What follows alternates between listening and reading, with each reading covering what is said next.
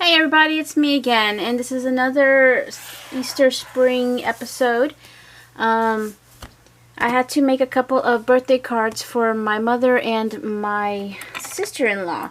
And their birthday is actually on St. Patrick's Day, and I don't really like St. Patrick's Day because of all the green.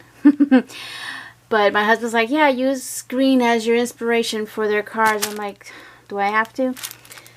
But usually I have to get into like a mode, or I really want to have to make a card. You know what I mean?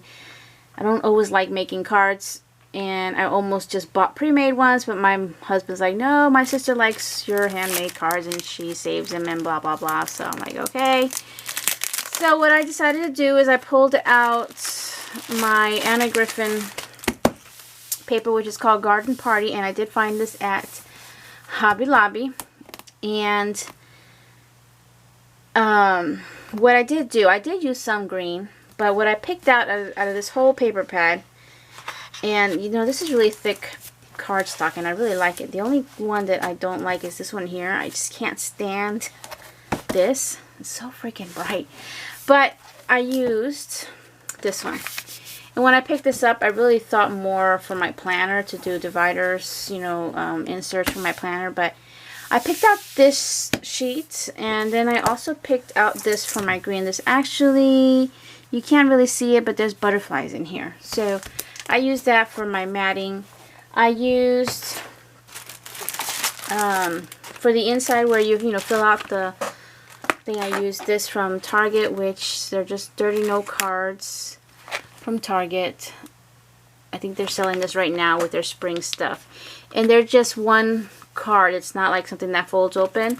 Comes with envelopes, but I used that on the inside. I also used these cupcakes from Hobby Lobby. They're actually Valentine's Day cupcakes, but they really went well. A lot of Valentine's thing and even spring stuff you can use throughout the year, as long as it doesn't say, Happy Valentine's. And those are dimensional, so I used 2 of those. I used 2 of these banners that I've had for a while now. I got these are K & Company, but I got them from Joann's when they were on clearance. They have like a whole section that's called gift crafting. You can see some of the banners. I used both of those that are in the picture. Just got stuck with one. I always end up with just like one thing.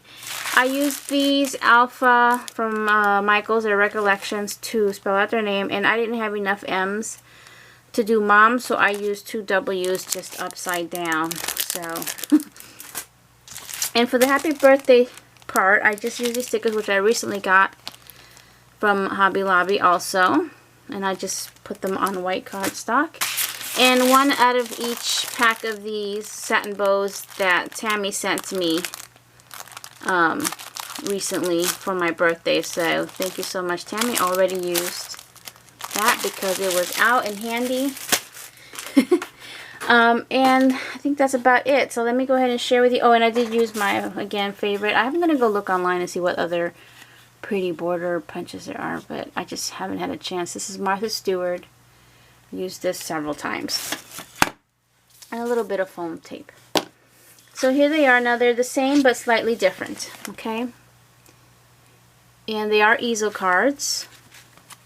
And I tried hard to stay away from the usual. My usual is trims and flowers like this, and then make everything super thick and chunky, and then I have to put it in bubble wrap and put it in a special envelope in order to send it.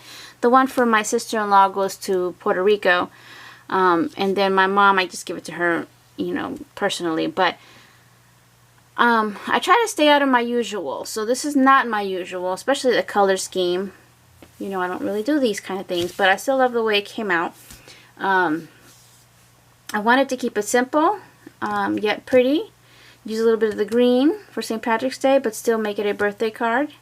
And then use up some of my stash that I had. Like, I've had these banners for a while that I hadn't used, so I thought, okay, let me use them and make it work. Now, with the border punch here, I made it really thin. I used the scraps that I had from this green paper, so I made a thin border, which I kind of like. And then you can see well, it's the green mat, and then this pattern paper. There's the cupcake, there's the bow, there's the happy birthday, and I used 2 of the different fonts. And I just used the same paper. I just turn it over because it's white on the other side. And then put the sticker down. And for my standing up thing here that holds, I use another scrap with the dimensional tape. And you can see in here, this is where I use that note card to fill this in. And here's the mom, which again, it's, wow, upside down. And then the back I like to finish too. And I just use the same paper. And I only cut one 12 by 12. So that's all I cut, and one 12 by 12 of the green. And then here's that. And with the cool thing with the hearts, they're actually the type that pop up like this. So it is a little dimensional. So I thought that was neat. I didn't even know that until I had put it on here. I'm like, oh, this comes up. So that's that one. And then this one. Different cupcake, but still cute. There's that font for the happy birthday. This is a bigger banner. You know, it comes out and it says for you. This was just like you see it with all the bling on it, which was awesome. Such an easy project. And then the name, and same thing on the inside and the back. So super fun and quick. Not traditional spring colors. Not traditional St. Patrick's, but it still works because of the florals. It is a, you know, birthday cards. I wanted to have flowers because it is spring, and it does work out. So that's all I have for you today. Thank you all for watching. I'll see you guys next time.